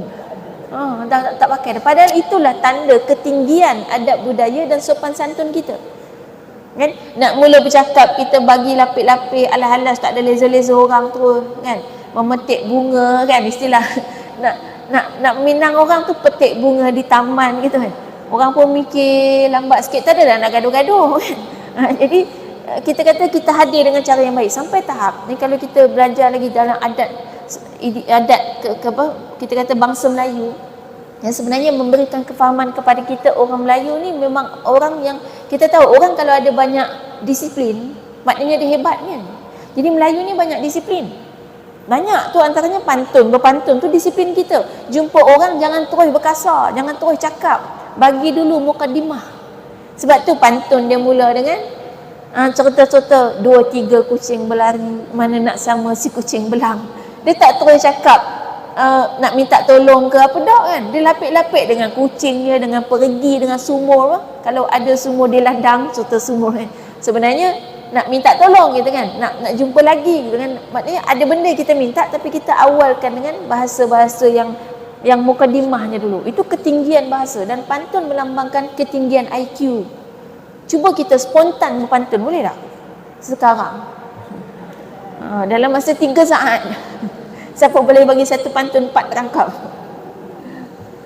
Susah kan? Susah. Maknanya orang Melayu dulu boleh spontan keluar pantun, menunjukkan ketinggian IQ dia berfikir. Dan menunjukkan juga bangsa Melayu sebagai golongan yang sentiasa berfikir. Sebab tengok rangkap awal pantun tu benda-benda yang membuatkan kita kena fikir. 2-3 kucing berlari, mana nak sama si kucing belang. Kita pernah fikir tak apa tu? Maksudnya orang Melayu kita dulu, kucing berlari pun dia perhati. Kan? Dia boleh fikir. Kalau kucing ni kalau berlari, dia kadang-kadang memang sekali 2-3 ekor. Sebab biasanya dia kejar-kejar gitu kan. Dia jarang lari seekor-seekor dia. Dia memang ada yang kejar. Maknanya dia perhati. Kita sekarang tak perhati dah. Jadi dia pun sebut 2-3 kucing berlari. Memang biasa 2-3 ekor berlari sama-sama ataupun saling kejar-mengejar. Jarang seekor-seekor berlari. Ataupun berkumpulan sekali 10 ekor pun jarang juga. Kan? Dia lain dengan ada setengah binatang memang kalau berlari sekali berlonggok. Contoh macam kambing. Kambing sekali berlari berlonggok-longgok. Ada di binatang dia. Kalau semut kita panggil berbaris. Kan? Jadi kucing dia 2-3 ekor. Lepas tu mana nak sama si kucing belang? Pernah kita fikir tak kenapa si kucing belang bukan si kucing tompok? Maknanya dia perhati bahawa kucing belang jarang ada. Betul tak? Siapa ada kucing belang kat sini, Bapak? Siapa bela kucing? Banyak tompok kan? Jarang belang. Kucing belang tu kira antara yang comel lah kan? Dia macam harimau sikit kan? Belang. Memang jarang sangat-sangat. Sebab tu dia kata, mana nak sama si kucing belang? Sebab jarang ada kucing belang. Maknanya dia berfikir. Kan? Pulau Pandan jauh ke tengah. Kan? Gunung Daik bercabang 3. Pulau Pandan wujud. Gunung Daik pun wujud. Dia perhati ni, Gunung Daik tu cabang dia ada 3. Pulau Pandan ni kedudukan dia jauh kat tengah laut. Jauh daripada darat. Kan? Apa lagi kalau ada sumur di ladang. Maksudnya dia tengok sumur pun dia boleh terfikir. Kalau ada sumur di ladang, maknanya bukan semua ladang ada sumur. Bolehlah kita menumpang mandi. Maknanya bukan semua orang jugalah mandi kat sumur kan. Semua orang kan, telaga orang. Jadi maknanya kita berfikir, itu ketinggian bahasa. Dan kalau kita belajar lagi budaya keris pun banyak orang dah tak tahu kan. Keris ni dia ada budaya. Kalau kita pakai keris ada cara kan. Ada cara dia. Kalau menghadap, kepala menghadap depan, maknanya kita nak berlawan. Kalau kita nak datang elok-elok, kepala keris menghadap belakang. Dan kemudian keris ada lok-lok dia. Lok-lok tu kalau lok 9 maknanya hadiah sultan kepada kerajaan. Kalau yang ni maknanya hadiah kepada hulu balang. Yang ni ada banyak jenis. Maknanya kalau banyak simbolik-simbolik macam ni, sampai tahap bentuk keris tu ada sampir. Sampir dia tu bentuk macam kapal. Dan kapal ni akan merujuk kepada bangsa budaya. Sebenarnya keris tu adalah IC orang Melayu. Jadi sebelum British datang dan sebelum Barat ada IC untuk memperkenalkan diri, orang Melayu dah lama dah ada. Jadi IC kita tu keris. Pergi mana-mana, tunjuk keris kita tu, orang tahu kita orang mana. Melayu mana lah, sebab keris orang Melayu je. Melayu mana? Melayu ada banyak kan? Ada Bugis, ada Jawa, ada Minangkabau, ada Aceh kan? Semua tu Melayu. Tengok je keris kita, orang dah tahu ni Melayu mana. IC kita. Kemudian macam mana kita kata, oh kalau gitu kita boleh je ambil keris orang lain ngaku kita punya? Tak boleh. Kenapa tak boleh? Pernah tengok tak orang cium keris? Jangan cium keris orang lain. Bahaya. Bahaya, boleh keracunan. Sebab dekat besi keris tu ada sesetengahnya memang diletakkan racun. Ada racun dalam tu. Sebab itu hanya tuannya sahaja yang akan berani cium keris dia. Kalau dia tiba-tiba ambil keris orang lain, dia cium, dia boleh mati. Tu maknanya bila masa tu semua orang tahu benda tu. Jadi orang tahu kalau betul ni kamu punya, cium. Satu lagi cara pegang. Keris ni disesuaikan bentuk. Tengok pemegang dia macam-macam bentuk. Disesuaikan juga dengan diri masing-masing. Kepanjangan dia semua sesuai dengan kita. Jadi ada misalnya orang tu kidal. Dia sesuaikan bentuk gagang dia tu dengan orang kidal. Jadi orang yang tangan kanan pegang, kita akan nampak kekok dia pegang. Jadi maknanya memang kita tak boleh nak pegang dan tunjuk ke orang ni keris aku, tak boleh. Nanti orang kata cium keris tu, tak berani. Bahaya sebab nyawa kan, melibatkan nyawa. Lepas tu hari ni pun memang adabnya, termasuk dalam adab jugalah, kalau orang lain punya keris jangan cium. Pergi kedai keris tu habis semua kita cium. Nak ambil gambar kan, nak selfie kan, kita cium habis besi dia. Dia satu sudut adabnya tak baik juga sebab keris tu besi ni kan dikarat kan, jadi orang jaga keris ni. Tu yang dulu asap kita ingat kemenyan ke apa dak, itu memang kaedah jaga keris, pakai limau, kaedah nak bagi tak besi tak berkarat, memang pakai limau kan. Bukannya dia nak asap-asap bagi ada jin dah, itu cerita lain, tapi dari segi penjagaan besi memang itu kaedah dia. Jadi maknanya menunjukkan bahawa kita ni adalah memang bangsa yang penuh dengan adab istiadat, yang itu menggambarkan kita ada tamadun. Orang kalau tak ada tamadun, dia ikut dannya. Dia tak ada seni, tak ada kata budaya, tak ada adab beradab tu tak ada. Kalau tak ada orang tak ada tamadun kan, kita boleh tengoklah hari ni kalau orang yang tak ada education, tak educated, gaya dia lain kan dengan orang yang ada education, orang yang ada pendidikan. Kan tak sama kan. Maknanya kalau keseluruhan bangsa Melayu tu punya budaya macam tu, maksudnya kita ni sangat educated. Dan kitab-kitab, ni kalau cerita ilmu pula, ulama' Melayu ni sangat banyak. Ada kitab-kitab, bahkan kitab ulama' Melayu ada sebahagiannya memang bahasa Arab. Orang Melayu boleh tulis bahasa Arab. Maksudnya hebat dalam bahasa lain. Orang kalau sampai boleh menulis bahasa lain, maknanya dia expert. Menulis tak sama dengan cakap ni tak apa, broken pun tak apa kan. Tapi kalau menulis salah, orang boleh kesan. Dan kitab ulama' Melayu diterima di Timur Tengah. Maksudnya ulama' kita pun bukan sembarangan juga kan kita pernah cerita Masjidil Haram tu kan. Dulu banyak ulama' Melayu mengajar kat Masjidil Haram. Sebab tu sebenarnya tanah keliling Masjidil Haram tu banyak tanah orang Melayu kita. Dan ini bukti dia, memang sampai hari ni ada banyak orang Melayu yang kita panggil muallat kat sana. Orang Melayu yang memang dah berketurunan kat sana, kahwin dengan orang sana kadang kan, memang berketurunan. Bukan Melayu tapi cakap Arab. Cakap Arab, bunyi Arab lah, tapi kecil macam orang Melayu. Renik kita panggil kan. Orang Arab mana ada saiz macam tu kan? Kecil je orang ni. Orang memang Melayu. Maknanya kadang-kadang memang keturunan Melayu, kahwin pun dengan orang Melayu, tapi dah beranak pinak kat sana. Daripada keturunan ulama' yang dulu-dulu memang mengajar di sana. Jadi maknanya ini kita nak bagi tahu, inilah bangsa kita. Dan maknanya kita kena ada confident, keyakinan. Dan Melayu ni memang sinonim dengan Islam. Islam yang boleh bagi budaya sehebat itu kepada sesuatu bangsa. Sebab Islam ni dia bagi garis panduan kepada kita dalam setiap sudut kehidupan. Dan manusia itu tidak akan dapat berdiri hebat kalau dia tidak bersandar kepada Islam. Amerika ni sekejap je ni, dia baru je dapat kuasa tu, jadi kuasa dunia tu tahun 1924. Secara rasminya tahun 1924. Ni 2024. Tak sampai 100 tahun. Kalau ikut bulan belum sampai 100 tahun. Tapi dah nampak kacau bilau kan? Nampak ke kita nak sebut pun, dia tak ada adab lah kan. Bila perang dengan Yaman tak kacau pun rakyat Amerika, dia kacau rakyat Yaman kan. Maksudnya kita dah nampak, maknanya dia bukan bangsa yang hebat pun kan. Dia baik adab dia tidak beradab gitu kan dalam kehidupan. Tapi kalau nak hebat dalam jangka masa yang lama kan, yang kalau Islam mentadbir dunia lebih pada 1000 tahun, memang Islam. Jadi kita pun hebat dengan bersandar kepada Islam. Sebab tu hari ni kalau kita nak jadi orang yang hebat, sandar kepada Islam. Kalau kita nak lawan dengan musuh Allah ni, yang Allah sebutkan adanya golongan daripada ahli kitab. Yang ahli kitab ni maknanya Yahudi dan Nasrani, di kalangan pendeta dia yang memang nak kita keluar daripada Islam. Sekarang macam mana kita nak buat? Untuk selamatkan diri kita nak buat macam mana? Ni bukan saja-saja nak bagi tahu dah, memang nak ingatkan kita kena buat sesuatu. Tak boleh biar. Kalau biar maknanya peringatan ni tak berguna untuk kita. Apa kita dah buat? Baik, itu yang kita sebut tadi. Bila kita ni Islam tu yang paling hebat dan kita di atas jalan kebenaran, maka yang nombor satu kena ingat, kebenaran tidak akan pernah dapat ditutup.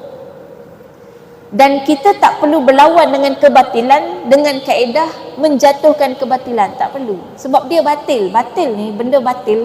Batil tahu tak? Bukan batin. Batil. Batil, bahasa Arab dia batil. Bahasa Melayu batil. Selain kata batil apa? Bahasa Melayu. Sinonim dia ada. Benda tak betul lah. Apa? Kemungkaran. Boleh lah.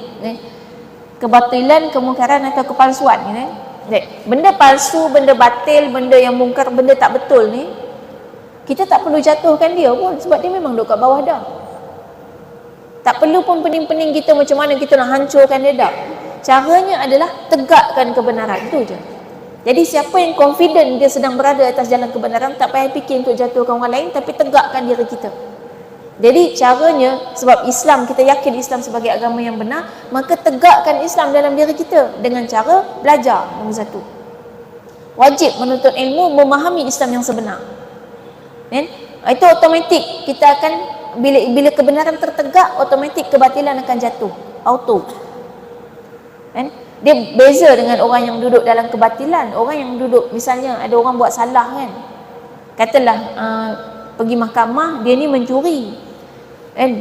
Orang yang mencuri, kalau dia nak buat diri dia betul, cara dia macam mana? Dia nak buat diri dia tu supaya dekat mahkamah nanti dia tak bersalah. Dia akan buat, misalnya dia cari mangsa lain supaya orang tu mengaku bersalah. Dia, ataupun dia tuduh, dia akan buat pihak lain yang jatuh gitu kan, supaya dia dapat berdiri sebab dia salah. Tapi kalau kita di pihak yang benar, kita pergi mahkamah, kita hanya perlu tegakkan kebenaran dia, tak perlu pun jatuhkan dia. Sebab bila kita tegakkan kebenaran kita, automatik dia jatuh. Jadi Islam tu gitu, bila Islam ni agama yang benar, tak perlu kita fikir nak jatuhkan agama tu, agama ni, tak perlu. Kita hanya perlu fokus kepada kita fahami Islam yang betul dan kita amalkan betul-betul dalam hidup kita. Nak amal ni bukan senang tu. Amal ni yang susah ni. Kita belajar hari ni macam-macam dah ni. Balik dah sedia dah, nak amal yang mana satu? Satu sudah, tak payah banyak-banyak. Satu pun baru nak cari. Yang mana satu? Kata-kata susah tu. Baik. Jadi maknanya kita, yang pertama tadi kita belajar, kemudian doa, mohon pada Allah supaya kita kekal di atas jalan yang benar. Doa yang kita kena baca setiap kali lepas solat kan, Allahumma ya muqallibal qulub, tsabbit qulubana ala dinik wa ala ta'atik. Tu kalau ramai. Kalau seorang, Allahumma ya muqallibal qulub, tsabbit qalbi ala dinik wa ala ta'atik. Dan lepas daripada kita dikekalkan, ditetapkan atas agama Allah, kemudian kita minta supaya Allah tolong kita untuk kita ni kuat beramal. Allahumma a'inni ala dzikrika wa syukrika wa husni ibadatik. Ni pun kita baca tiap kali lepas solat. Ya Allah, bantulah aku, tolonglah aku dalam aku, supaya aku menjadi orang yang sentiasa berzikir kepada Allah, sentiasa bersyukur kepada Allah, dan juga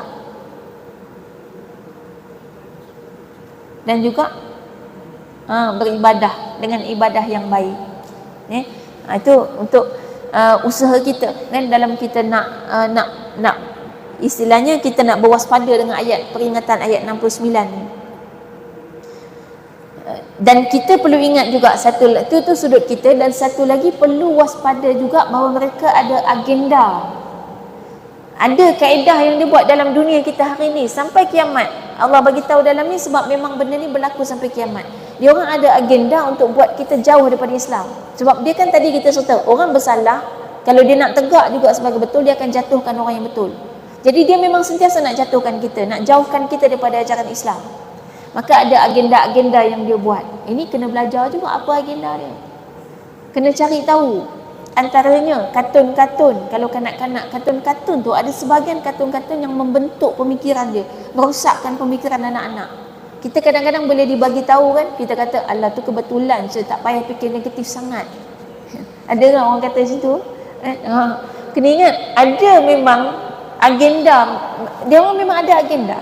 Jadi ada universiti khas yang ditubuhkan di sana untuk mengkaji tentang Islam, untuk menghancurkan Islam dan menjauhkan umat Islam daripada agama. Sebenarnya dah lama dia cuba selepas daripada perang salib kan. Dia buat kesimpulan bahawa umat Islam ni hanya boleh dijatuhkan dengan psikologi, perang psikologi, tak boleh dengan perang fizikal. Cuma hari ni dia dah tak sabar. Dia rasa lambat sangat lah. Kenapa masih ada lagi orang Islam pergi masjid? Kenapa masih ada lagi orang Islam yang masih kuat akidah dia? Masih ada lagi tu superhero di kalangan orang Islam. Kenapa masih ada? Dia nak semua kita hancur.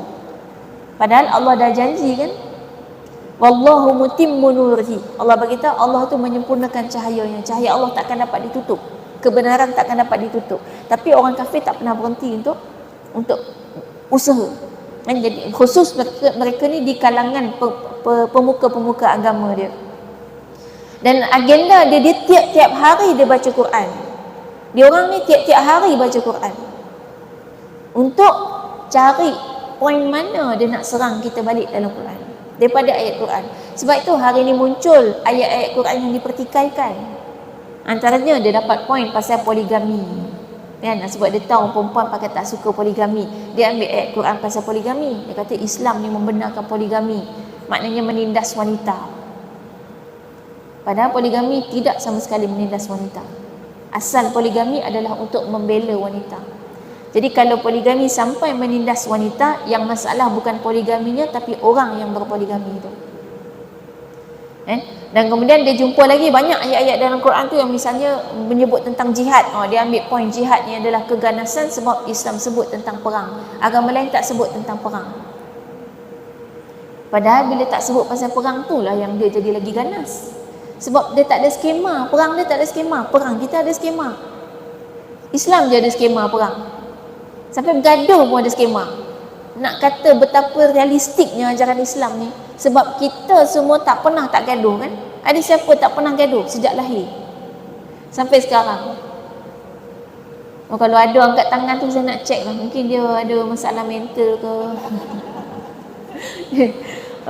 Sebab kalau memang tak pernah gaduh tu kadang memang otak dia blur ke kan. Dia ada 3 suku ke, memang otak dia tak boleh fikir ke, ataupun hati dia tak ada perasaan ke kan. Dia ada masalah tu. Dia tak normal. Manusia memang akan bergaduh. Allah bagi skema sebab Allah yang cipta kita. Allah tahu pasti kita akan bergaduh. Lagi dekat orang tu dengan kita, lagi banyak bergaduh. Lepas tu paling banyak bergaduh dengan suami kan? Dia paling dekat tiap-tiap hari jumpa. Kalau suami dah tak ada, mula dengan jiran sebelah kan? Nanti kalau anak duduk serumah dengan anak pula kan? Sebab orang paling dekat. Jadi maknanya kita kata bila dah memang manusia tu fitrahnya memang bergaduh, maka Allah bagi skema supaya kalau bergaduh tak melampau. Jadi taklah menghalang fitrah kita. Fitrah kita tak dihalang, gaduh-gaduh tapi ada cara. Lepas tu kalau ada budak-budak bergaduh, terutamanya lelaki dia memang ada jiwa perang. Jihad tu memang ada. Bila ada tu maknanya memang ada manusia yang ada perasaan tu. Jangan halang. Kita selalu halang kan, jangan gaduh. Dia tak gaduh depan kita, nanti dia gaduh belakang kita. Lagi susah. Saya selalu cadangkan buka gelanggang. Buka gelanggang, dua beradik tu bergaduh dalam gelanggang tapi kita bagi skema. Skema dia kalau bergaduh, satu dah tumbang, jangan lawan lagi. Itu skema satu. Yang kedua, tak boleh sentuh bahagian-bahagian yang bahaya kan. Kemudian yang ketiganya, sebab kita akan selalu buka gelanggang, jadi kedua-duanya kena sihat dan kuat.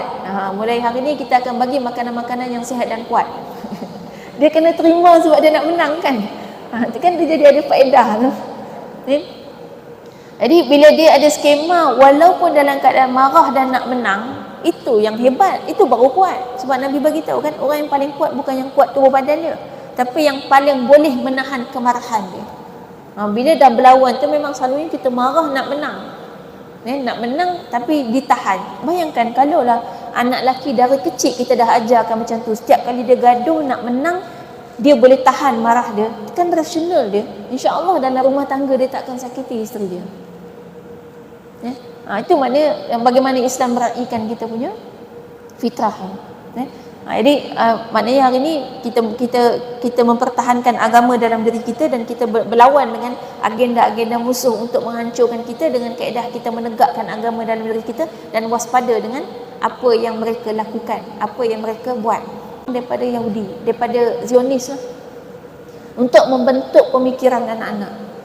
Sampailah hari ini kalau perempuan yang dia bayangkan dalam kepala nak jadi Cinderella, itulah kebahagiaan paling abadi bila dapat kahwin dengan putera raja. Katak pun tak apa, beruk pun tak apa kan, bis pun tak apa kan, putera katak pun tak apa, janji putera kan.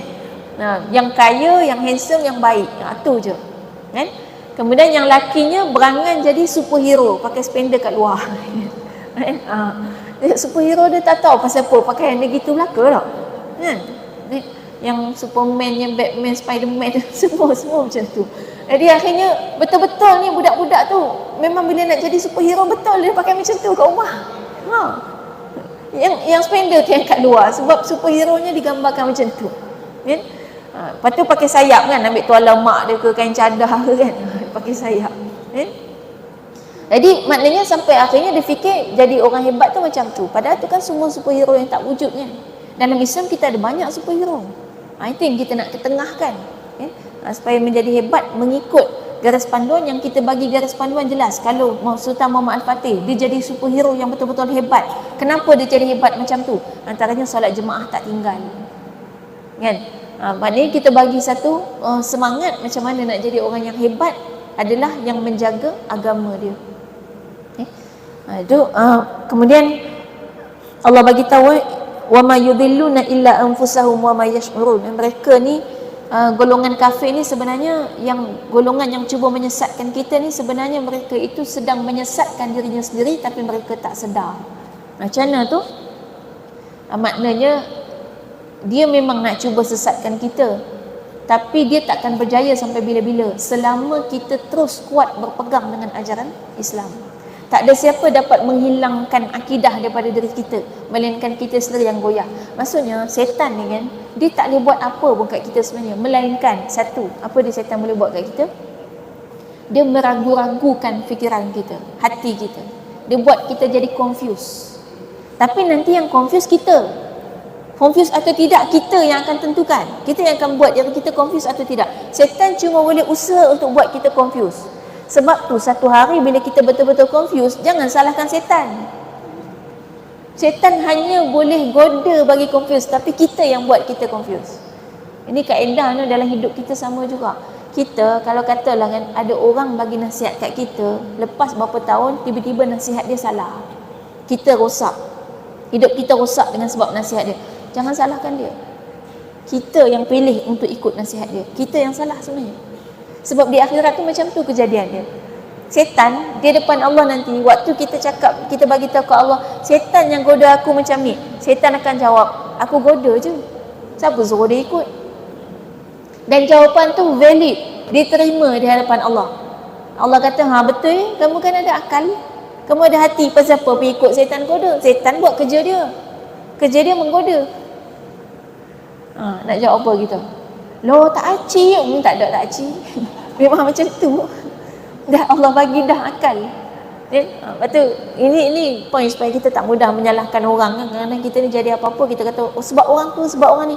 Tak, kita ni seorang manusia yang Allah dah bagi akal dan hati. Yang apa pun keputusan kita buat dalam hidup kita, memang kita yang kena bertanggungjawab. Jadi maknanya dalam ayat ni nak bagi tahu setan tadi, setan di kalangan jin atau manusia kan, di kalangan musuh-musuh kita, dia hanya boleh buat kita ragu-ragu. Dan kemudian dia boleh juga membisikkan kepada kita kepalsuan. Dia boleh bisik-bisik je kat kita. Tapi dia tak boleh buat apa-apa pun kat kita. Dia tak boleh buat apa. Kita yang izinkan dia buat satu pada kita. Dia bisik, dia buat kita confused, dia bisik, dia mengaburkan pandangan kita, dia buat kita tak faham tentang Islam. Dia boleh buat setakat tu je. Lepas tu nanti yang akan misal dia goda, tak payah datanglah kelas pagi ni kat Masjid Saidina Hamzah. Lepas tu kita kan yang buat keputusan kan, nak datang ke tidak kan. Kita datang juga, dia gagal, okey lah. Ada yang tak datang, ikut cakap setan kan? Tak datang nanti depan Allah dia kata, lah aku tak datang tu, setan dah ni, goda kuat sangat. Allah akan katakan ke kamu ada akal, kamu boleh fikir mana baik mana tak baik, kenapa kamu ikut cakap dia? Jadi hari ni memang iman kita tak ada siapa boleh cabut. Walaupun ada manusia yang misalnya kita tengok hari ni banyak umat Islam ditindas, yang memang apa yang mereka kehendaki sebenarnya adalah untuk mencabut keimanan daripada hati kita. Jadi umat Islam di China, Xinjiang kan, umat Islam di Rohingya, umat Islam di apa yang sekarang di Gaza, di seluruh dunia di mana umat Islam menjadi golongan minoriti itu banyak yang ditindas untuk menghilangkan agama dalam hati dia. Misalnya di Xinjiang kan, bulan puasa dipaksa makan. Siang-siang hari bulan puasa akan ada polis untuk meronda. Polis tu akan pergi, dia paksa semua kedai makan buka. Nanti dia akan pergi kedai makan tu, dia cedok makanan tu, dia suapkan ke mulut orang yang jaga kedai makan. Baik, soalannya batal tak puasa dia? Tak.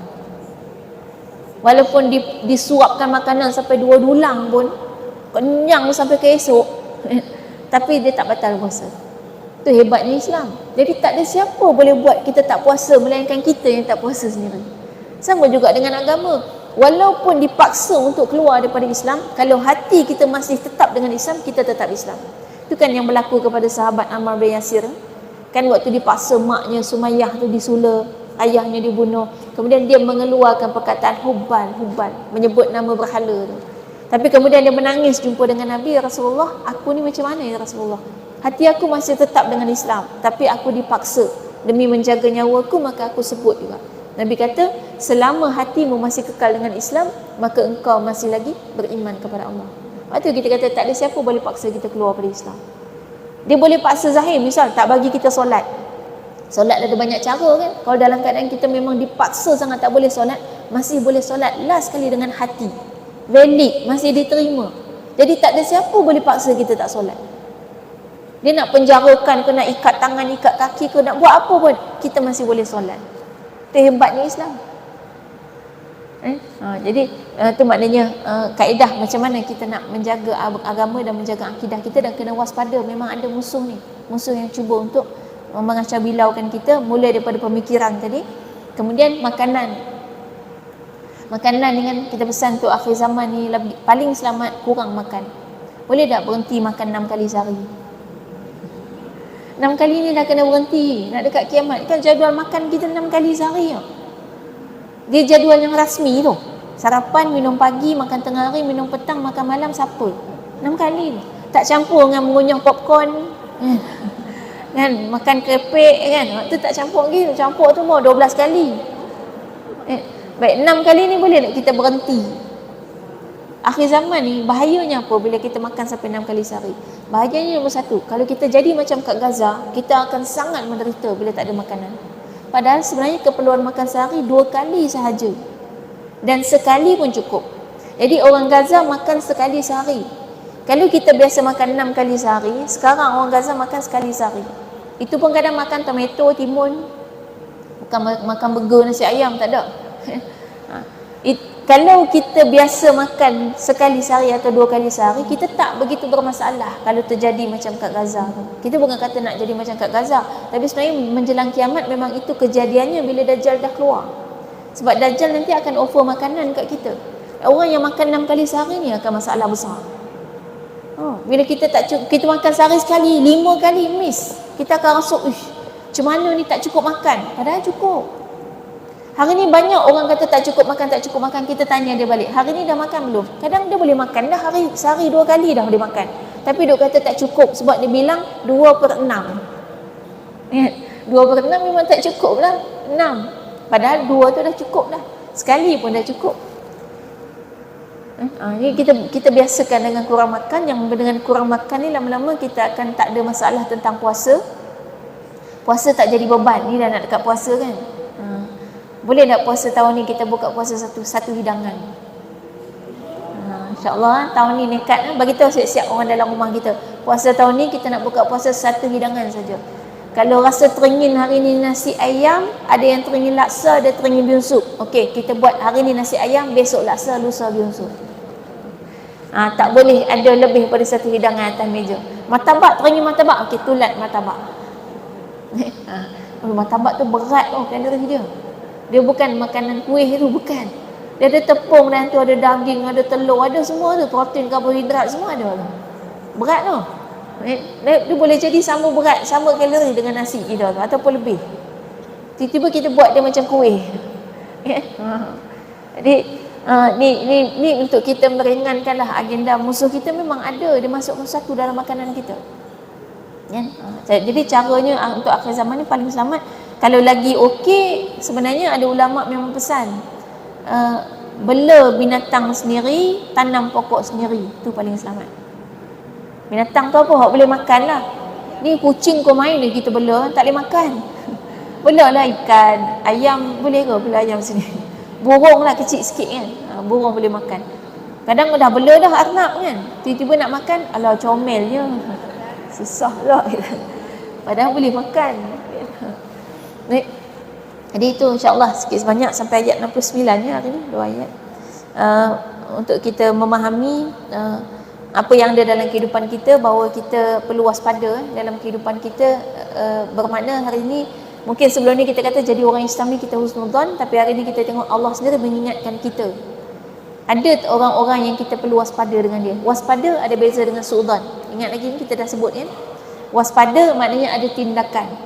Kalau suudzon, dia suudzon je. Orang ni gini, ni musuh ni gini, ni musuh tak suka kita ni, gitu-gitu je. Tapi kita kekal macam ni juga kan.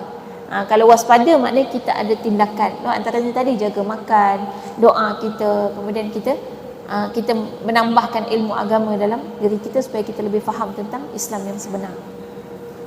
Baik, wallahu a'lam. Aqulu qouli hadza wa astaghfirullah li wa lakum. Wassalamualaikum warahmatullahi wabarakatuh.